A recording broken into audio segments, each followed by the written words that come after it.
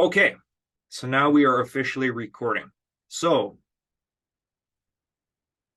this is Barbara.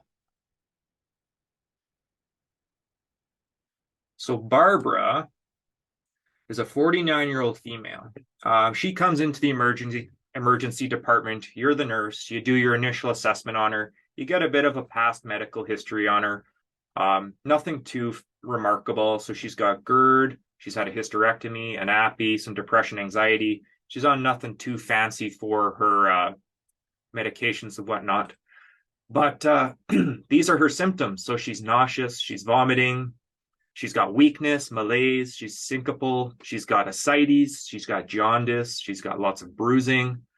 This is what you get in her vitals. So you get a BP of 75 on 44, pulse is 124, rest 24, SAT's 100%, temp's fine. What's your guys' initial impressions? Like, what kind of just is your first thing that runs into your head?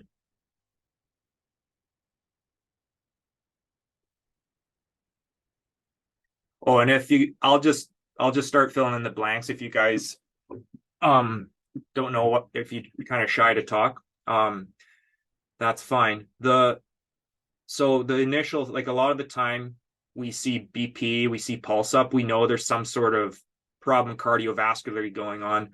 But why is that happening? That's kind of the big question. But the key trigger words I hope you guys are picking up on are obviously ascites and jaundice. Okay. Um, so where are we? I just have to make sure this is working right. Yeah, there we go. So yeah, ascites and jaundice. So what interventions would we probably want to do first with all this ascites and jaundice?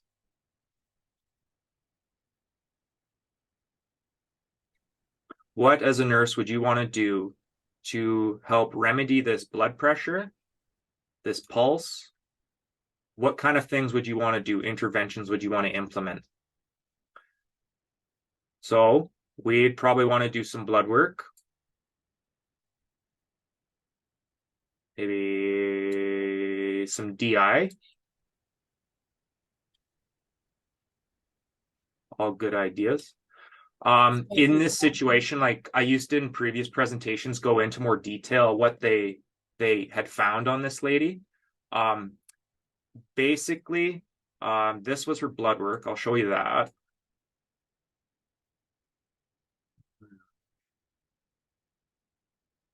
So that's her blood work. So right away you can tell that white count's up. She's got low hemoglobin, platelets are low, sodium's low, potassium's looks good, mag's a little low, albumin's low, lipase is high, the liver enzymes are all elevated, total bilis elevated. The initial impression that her blood work gives is what to you guys? Please talk, guys.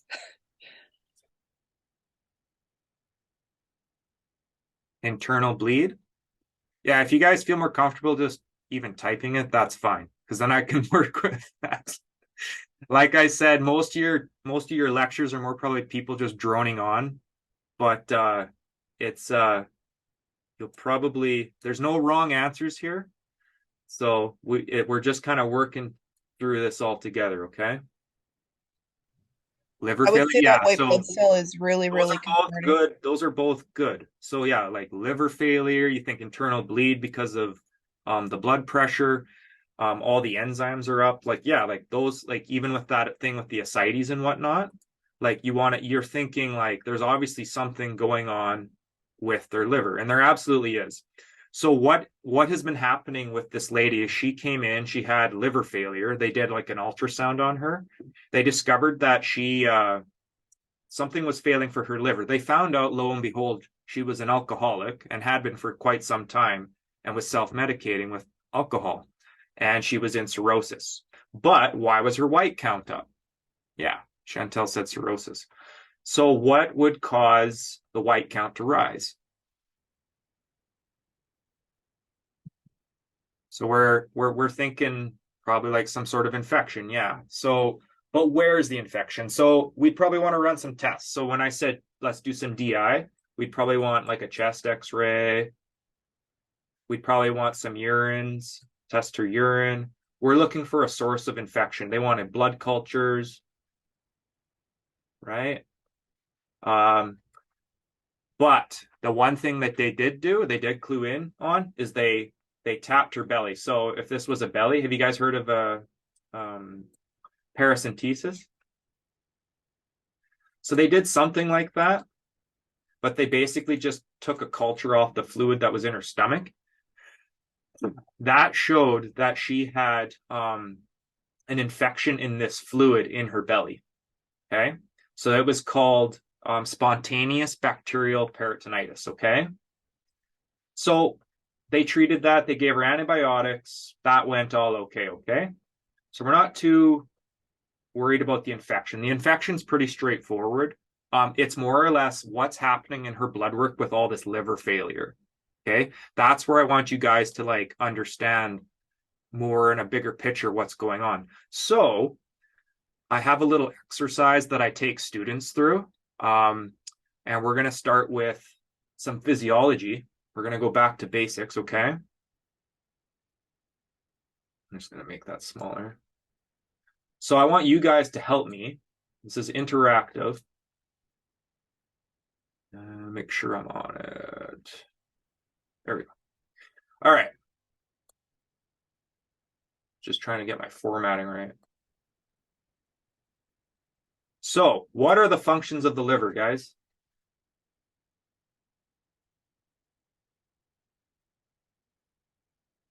So I've got this mnemonic. It's got 6 spaces, and I'll give you the clues, okay?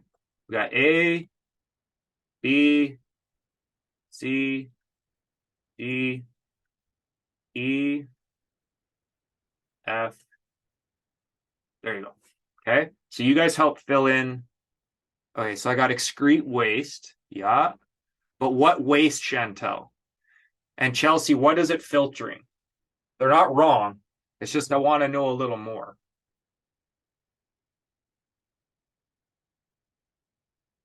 Toxins. Okay, so what kind of okay, we'll start with toxins. That's a good place. So what, yeah, there you go. You said it, ammonia. So I have the first one is filters toxins. Okay, anything else? Ooh. Okay, ammonia. Metabolize fats, proteins, and carbs. Um, in a way, yes. Metabolizes drugs. Yeah, so I have drugs as D. I have proteins and stuff somewhere else. And I have the fats somewhere else. Bile, yeah, so bile. Okay, drugs, metabolism. I'm not going to give the protein one yet. I just need a little more. So we need A, C, and E. Albumin, yeah. So that's part of those proteins. Okay. Stores glycogen. Okay, yeah, I'll give you that one. So energy storage, okay?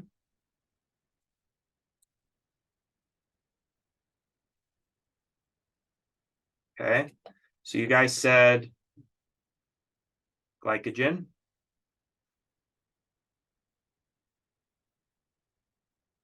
Okay. One more. You guys are good. I need one more. Hemoglobin. If you unpack that more, we could talk about that. Cortisol, no, that's adrenal. Think bleeding. Not iron. Clotting factors, yeah, so coags. Okay. Now, we are going to go down the bile duct here because this is the gallbladder, right? And then we got the common bile duct. Now we got the pancreas here. What hormones does the pancreas make? Yeah, so insulin is one. And what's the other one? You guys know? So this raises blood glucose.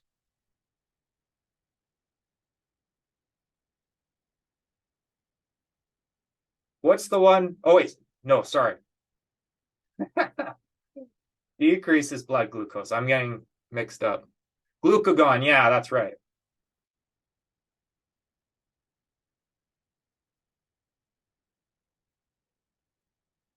Perfect. Okay, so we'll start with that. So, yeah, this is the liver's basically functions, okay? So I'll break each one down.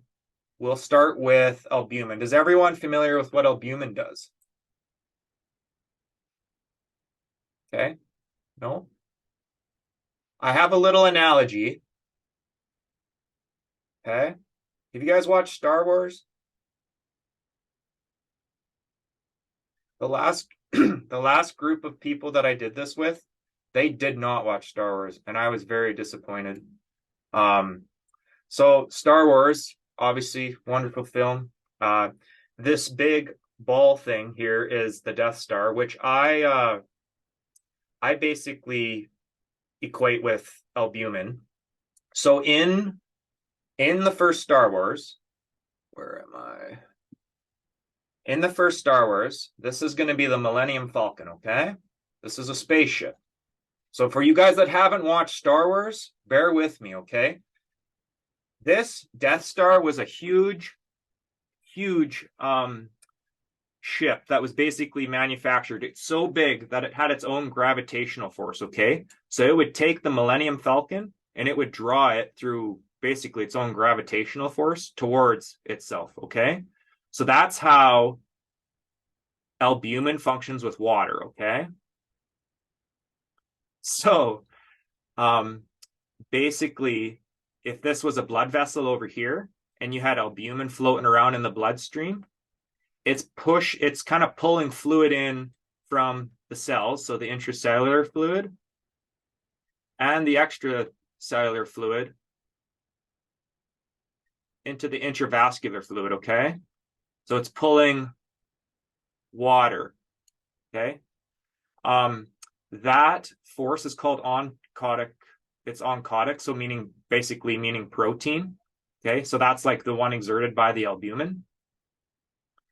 So, in this sense, you could say that albumin functions as like a fluid stabilizer. Okay. Right there. Yeah. So we'll say fluid stabilizer. So that's just a little analogy. You're going to find out I use a lot of analogies. Okay. So basically for, yeah, blood volume, fluid balance in the body. Is there any questions about that? It does more stuff, and I'll unpack that too. So another thing it does, so like a spaceship, it carries things, right? So it carries drugs, albumin does, okay? Like Han Solo in the Millennium Falcon, he smuggled things, right? Okay. So drugs, and then calcium. So when you hear that term um, total total versus ionized calcium, have you guys heard that before? Or you will when you're in practice. Sometimes physicians will order a total calcium level or an ionized calcium level. Ionized, I always just think it's like it's charged, like it has a charge, that it has like electrical activity. It's looking to be bound, to connect to something, right? It's charged like a magnet looking to be bound.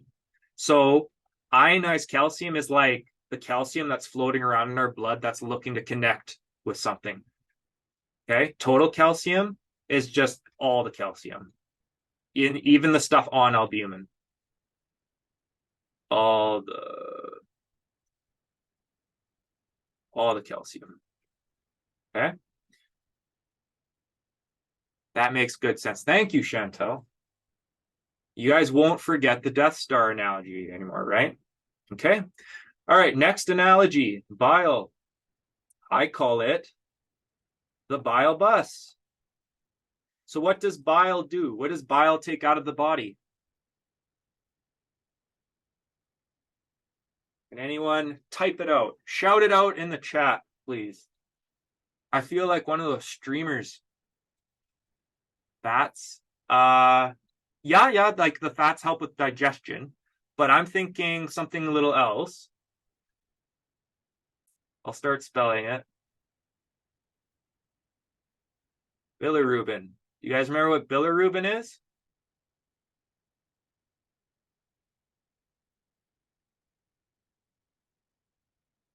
Dead RBCs. Okay. Yeah. So when the bile bus is broken down, not working, and there's increased bilirubin in the body, that dead red blood cells, you get that yellowing, that jaundice, because bilirubin is excreted through bile into our stool, right? You get jaundice. Okay. Coags, the common one we follow is INR. So when the coags are not working well, the INR goes up. Okay. There's because of decreased clotting factors and decreased platelets. Platelets. Okay. Obviously drug metabolism, if it's not working well, it's not gonna go well. We talked about glycogen, so we'll go back to the pancreas now. So glycogen is kind of like, I call it like bricks. I think of it like bricks, like little storehouses of sugar. So it's basically glycogen when activated by glucagon. So when the body senses it has low blood sugar, low BGM, the glycogen in the body will be deployed to turn into glucose. Okay.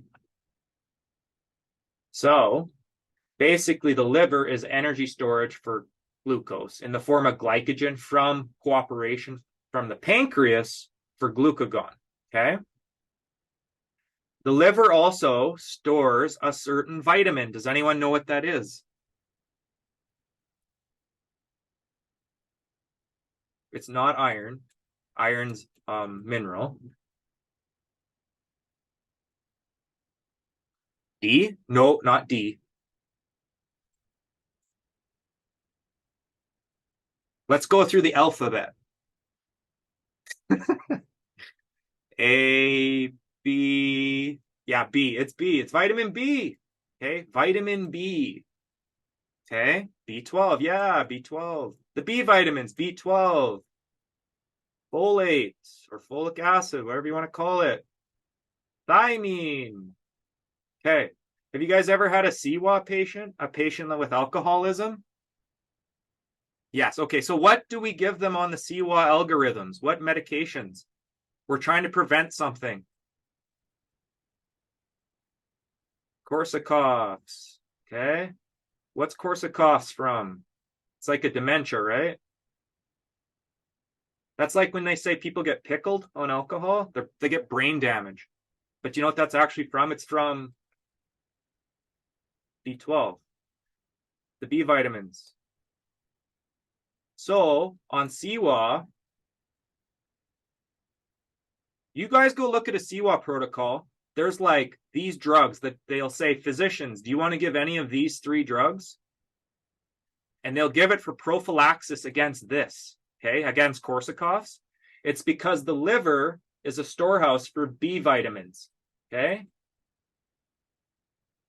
Okay, so when we don't have that, not good.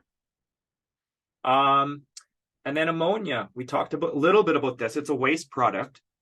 When this builds up in our body, what happens? We get a condition with, yeah, exactly. Oh, yeah, you said it. The CNS. It leads to a condition called hepatic encephalopathy, which is like confusion. It's because of increased toxins in the body. Okay. Normally we poop it out. So that's why when we have someone that comes in with this, what do we give them as a med? Lactulose. Exactly. We give them lactulose. Okay.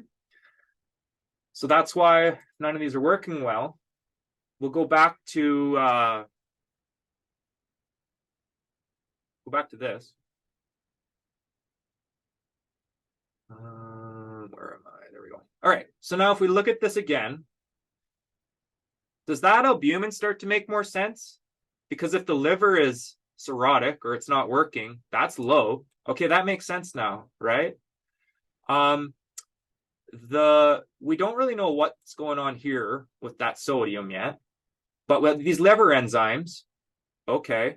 Oh, look, the billy's up. Yeah, that makes sense. The bile bus is broken down, right?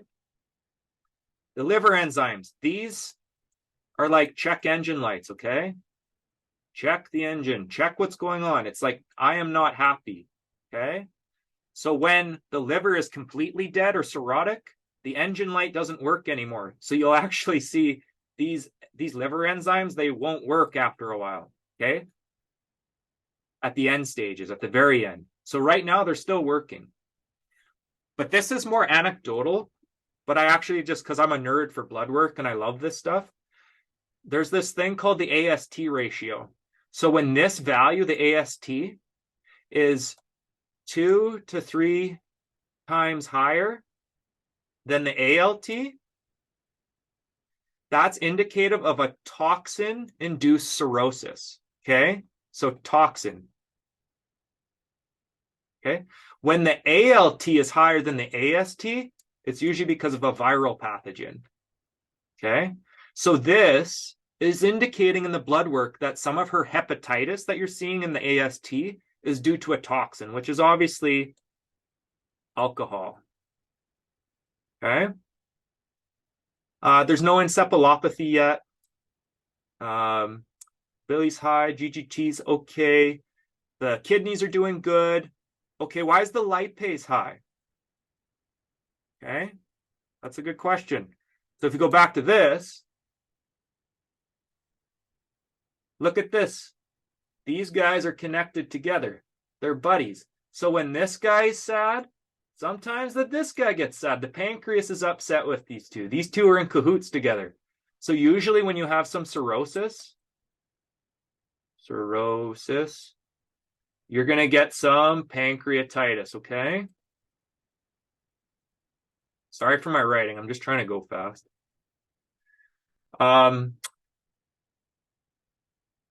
This is just more good to know too. Obviously, we measure lipase as the marker, but the pancreas secretes 3 enzymes. Do you guys know what those are? I kind of blocked it off. The formatting got changed since the last time I've done this. Yeah, there we go. Do you guys know what those 3 enzymes are? So we know one. We do lipase. Lipase, protease, yeah. You guys are good. And amylase, yeah. So if you guys are into fitness at all, these are the enzymes. Enzymes just make things happen, okay? They're like the go. Basically, each one covers a different macronutrient, okay? So macronutrients being fats, carbs or amylase, and proteins.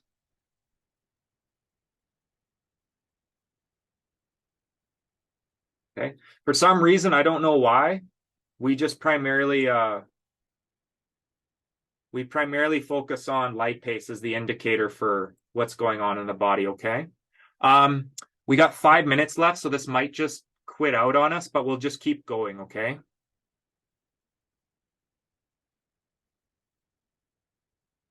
Where am I?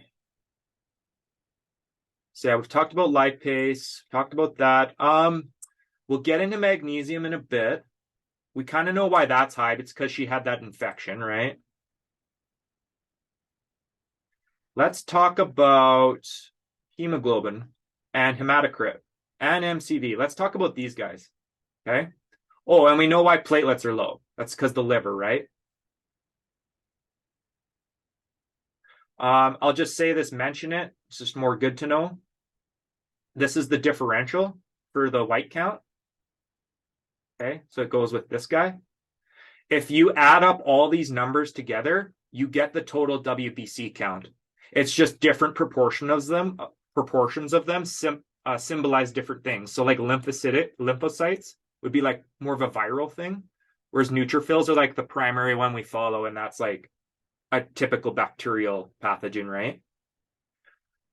All right, let's do anemia.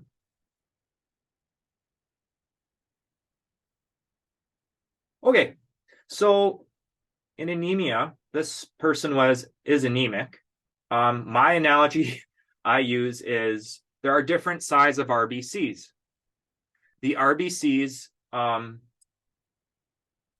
the body likes a certain size. So this is the normal one. Okay. This is the family sedan. Yeah, exactly. Chantel's on it. We got micro, and this is macro. So that semi thing, that's from Mad Max. Mad Max, if you haven't seen it, it's a really good show. You should watch it. It'll help with your education. Basically, this is just like the death semi. If the blood vessel is a highway, we don't want the death semi going on the highway. It's going to just not be good, right? But we also don't want the tricycle on the highway. They're going to be crashing into each other and getting run over. We don't want that happening, right? We like the family sedan going through. So what constitutes the size of, how do we know how big they are, right? That's the next question. So there's something called the mean corpuscular volume. So what does that mean? It means the average cell size. Okay. So if you look at blood work, anything less than 82 is micro. Anything greater than 100 is macro. And 82 to 100 is normal. But what affects this? Like what would affect the size? And we're just going to focus, the scope of this is just covering more vitamins and minerals. These are vitamins and minerals that affect the size of the cell. Does anyone have any guesses what those vitamins and minerals are? We've already said some of them. I've seen you guys say both of them. Yeah, so B. So B vites are for macrocytic anemia. And yeah, iron is for microcytic anemia. So when someone says, oh, they have a small cell anemia or a microcytic anemia, it's usually because of iron deficiency. And when someone has a macro cell anemia, it's usually correlated to a B vitamin anemia. So what does Barbara have? Barbara has a high MCV. Do you remember how she has alcoholism? Oh, wrong one. So when we look at energy storage in the B vitamins, does she have low B vites? Yes. So now that's starting to make sense. B vitamin deficiency from her liver damage. But there's more to this as well. Yeah, so where I last left off, I was just kind of asking about the causes of anemia. So like bleeding, B vitamins, liver cirrhosis. What are other reasons? These are just general. That's kind of what I'm going for. What are other reasons for liver cirrhosis? Or sorry, liver cirrhosis, anemia. Like what would affect that? So we talked about iron, like the vitamins, B12, liver. There's other organs, other parts of the body that affect this.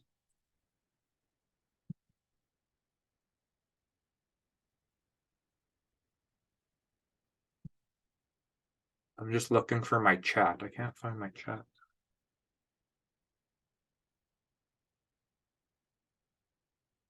Oh, here we are.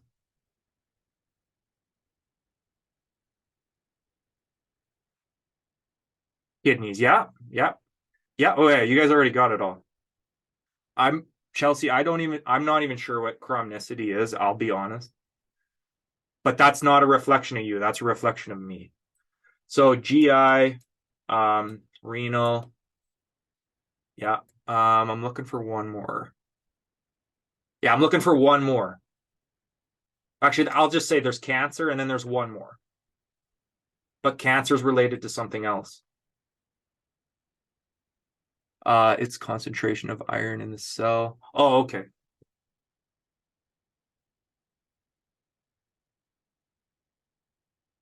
Okay, so it's okay, we'll get there. We'll get there. I have an idea. Let's go over to this one. All right, let's do some kidney physiology. So I'll give you the start of the mnemonic. Water. What are the functions of the kidney? Waste, salt, water balance. Yeah, so we got that. Water balance, waste removal. Yeah, keep it coming. You guys already said RBCs, so we'll give you that one. Activate vitamin D. I'm not sure. Salt balance is electrolytes. There's one more. EPO. Yeah, that's RBCs. Yep. Activates RAS. Yep, that's water balance, which we'll get into. One more. Acid base. Okay. All right. So we'll get into RAS. Toxins, what's the primary one? The nitrogen waste, whatever. Which one do we watch in the blood work? Yeah, butane, creatinine, yeah, urea. Then we also have our creatinine, another metabolic waste, okay? Lights, that's just like all the salts in the body, right? Yeah, like so sodium, mag, potassium, chloride, all that kind of fun stuff, right? Calcium. RBCs, you guys talked about RBC development. So there's a hormone that the kidney produces, erythro. Oh, I'm going to spell this wrong intentionally. Um, so yeah, erythropoietin. Let's start there. Erythropoiesis is the process, but what is erythropoietin doing? Who does erythropoietin go talk to? Oh, yeah. What I was getting at before when we were talking about the causes of anemia is when the bones aren't working well, it can affect RBC development, okay? So yeah, increase RBCs. So when the kidney senses that there's low RBCs, okay, low RBCs, it'll produce erythropoietin, the process to increase RBCs through the bone marrow. But also, we're talking about like absorption and GI issues. So like B12 and iron, if they're not getting absorbed right, the body can't use them right to make healthy RBCs. So it kind of all makes sense when they're all put together. Um, Acid base balance, we'll just touch on that briefly. What's the primary mechanism the kidneys use to control acid base balance in the body? There's a certain bicarb, yeah. So in response to increase acid in the blood, usually from the other mechanism, which is the lungs, right? The lungs with carbon dioxide. This is the base that counterbalances it. So that just keeps the body in homeostasis. And then yeah, the kidney regulates these electrolytes. It kind of just makes sure they're in the good range. And then with water balance and RAS through a primary electrolyte, which you guys were talking about, is sodium. Okay. So now let's kind of look at the patient as her acuity increases. So this is Barbara's blood work after like a week or so. She gets sicker, so her white count's still high, still got the infection, still anemic, all that same stuff. But the new developments are she's in kidney failure, her urea's high, GFR's dropped, her liver enzymes are all elevated more, ammonia's high, so she's confused. All these are higher. Now we got some troponins and some BMP. Meg's still low, sodium's low, potassium's high. How do we explain all this? Where would we start? That's the question. So some things I still do want to unpack are the sodium. Why was it like low to begin with? We will get to that. Why did that potassium rise? And what is going on with this hematocrit? And why did the creatinine go up? And why did these all go up? So this is, yeah, she is in rough shape. This is kind of like my punchline of this whole thing. This is where that next step, next level of understanding comes into play. And we're going to talk about RAS a little bit, okay? And this is going to play into hematocrit and our sodium levels, okay? So we'll do a little RAS teaching, okay? So bear with me. I know this looks absolutely maniacal, but I have a theory, okay? So this is review. This is how you guys are always going to remember how RAS works in the body. The ultimate goal of RAS is it's for fluid balance, okay? Fluid balance. And you're probably wondering why I have Donald Trump here. There's a cascade that happens in response to basically decreased blood volume. I think hyperkalemia, and I think decrease O2, like decrease oxygen, okay? Decrease RBC. This cascade happens. Basically, RAS kicks in, and RAS talks to the CEO of this whole. I'm going to use the kidney as a nightclub, okay? So this is a nightclub analogy. I got this from a video I watched when I was a student, but I'm going to give you an analogy. So this kidney is a nightclub, okay? The CEO of the nightclub is Renan, Mr. Trump here, okay? Mr. Trump, Renan, has two managers, Angie 1,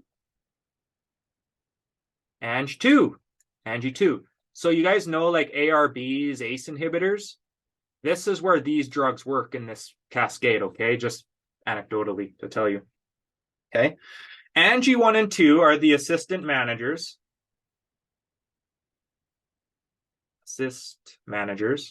Okay.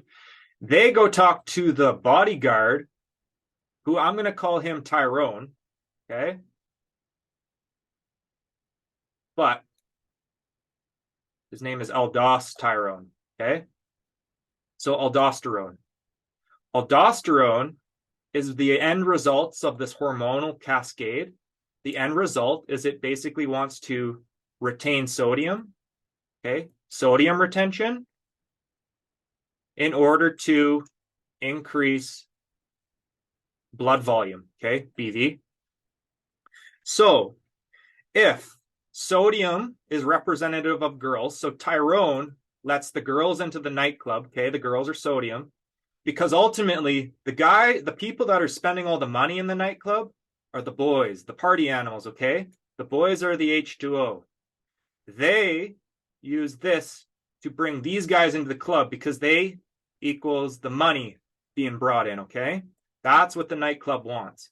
So it's all in response to decrease blood volume, hyperkalemia, low O2, RBCs, okay? That's my RAS analogy. I hope that sticks with you, okay? So now, this is the big part of my presentation that I'm always excited to share. So now we're going to talk about that blood work. What's going on? Why did the kidneys fail? Why is the heart upset? what is going on with this person? Okay. So we'll start back at the liver. The liver is upset. It's in cirrhosis. The liver is fed by a big primary vessel. You guys know what that's called? Portal vein. Okay. So the portal vein, this is the analogy I have. If you have a rock, okay, this is a rock, and you take a garden hose and you hook it up to the rock, what happens? The water does not go into the rock, right? There is an increase in pressure. Okay. This increase in pressure inside the portal vein causes fluid to be shunted out into the ECF, okay, aka the third space. Okay, so this is where you get like that ascites from, right? That basically that push of fluid, that pressure, that's called hydrostatic pressure. Okay, hydrostatic pressure or force, whatever you want to call it. I might be butchering some of these terminologies because it's been years, but I do remember this, just kind of all my crazy little ways of remembering it. So when you couple that hydrostatic pressure with low albumin, right? There's not a lot of albumin keeping fluid in, but then there's pressure exerting it out. You get those big fluid shifts, right? Fluids shifting. But another thing to note, that big increase in pressure, there's a little condition in alcoholism. So if this is an esophagus, they get these like almost like varicose veins inside their esophagus. We call them varices. Okay. It's contributed to that increase in pressure, right? So when you couple it with low platelets, like there's not a lot of low platelets,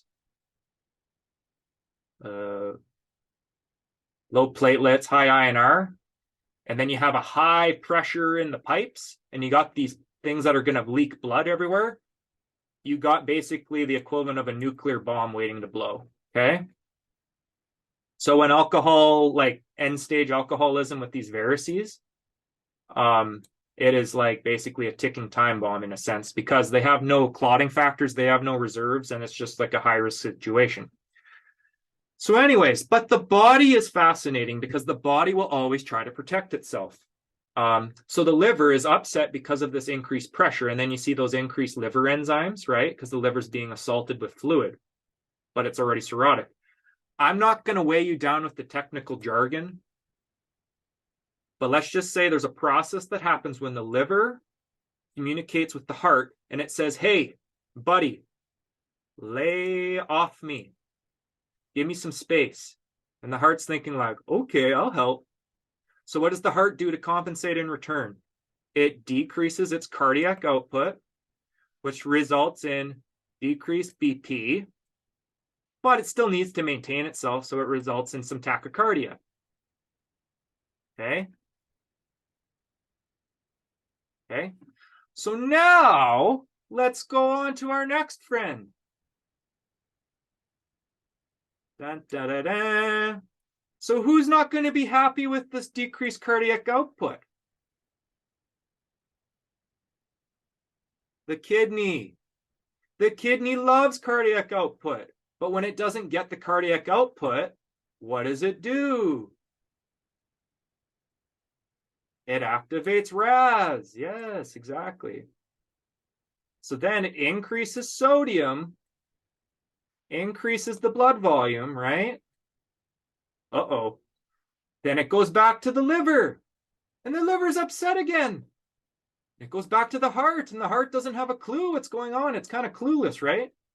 The heart starts getting sad, though, because it actually starts hurting itself. And then you see an increase in trope.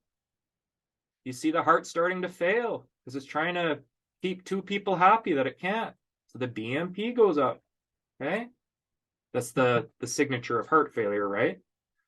So now When you go back to this, it starts making a little more sense. So this low sodium, it's actually because in the blood vessel, there's so much H2O, like these are cells, right? There's so much H2O and then so much H2O in the blood, it's actually diluting the blood. So it's like diluting. And this is where the hematocrit kind of comes in. There's too much water. So the sodium might actually be good, right? But it's just there's so much water retention.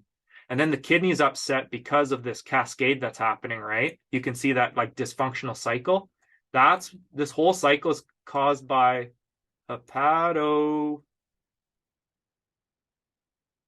syndrome, okay? Right? So now with so like I'll give you the analogy with hematocrit. I'll go on this side here. If I have 2 glasses of water,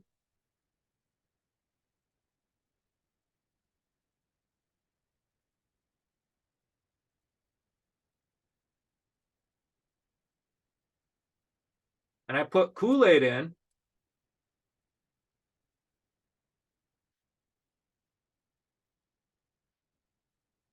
which one's going to taste stronger? Right? Yeah, the one on the left, it's going to be way stronger. So that's going to be very potent. This patient is like this one, but this is because of the kidney and the liver and the heart.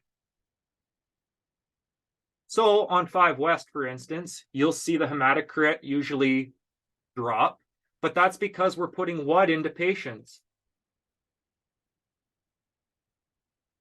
IV fluids, right? And then they've had blood loss.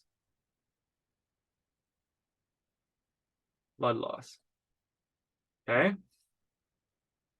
So now let's go back to this blood work. We understand that she had that infection. We understand that hemoglobin now. We know because it's because of her liver and her kidneys, and she's just not healthy generally. We understand the MCV. It's usually B vitamins. We understand hematocrit because she's diluted with that sodium, right? We still got that potassium. We still got that magnesium. We get albumin. We get lipase. We get these guys now. We get the trope and BMP because the heart's in failure. We get the INR. So potassium and magnesium, if we go back to this guy. So if the kidney is upset, that's not good. If the kidney is upset, is the electrolyte control going to be good? No. Is your acid base control going to be good? No. Is your water balance control going to be good? No. So when you couple all of this together, what happens if the body is failing or the kidneys are failing, right? We go into acidosis. What is a consequence? Yeah, metabolic acidosis, exactly.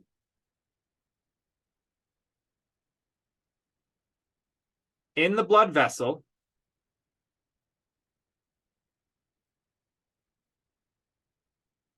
sorry, this is just getting worse and worse as I go on.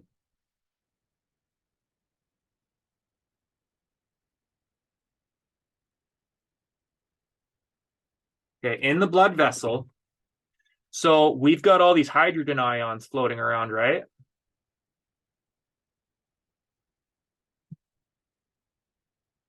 Right? The body is acidotic, and then you have RAS going on, right? So RAS is contributing, like it's trying to decrease the potassium, right? But you have all this hydrogen going around because the kidneys are failing.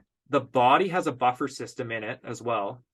So that the most concentrated electrolyte in the cells is potassium, right? You know how there's like that sodium potassium gradient? The body will actually take to balance itself out. It'll exchange these hydrogen ions for potassium. So a consequence of metabolic acidosis is hyperkalemia. Yes. Yeah, it makes the blood acidic. Exactly. So basically, as this person got sicker, they went more acidotic. Okay. And that was because their kidneys were failing. But it was a consequence that the body couldn't keep up with the demands of the hydrogen in the blood. Okay. So I hope that that was kind of my understanding of what was happening with this lady. So yeah, get that. Magnesium is just, I would just say kidneys. Generally in alcoholism, magnesium is chronically low. I don't know exactly why. Chronically low. Um, that is pretty much it. For what I have to show. I will end on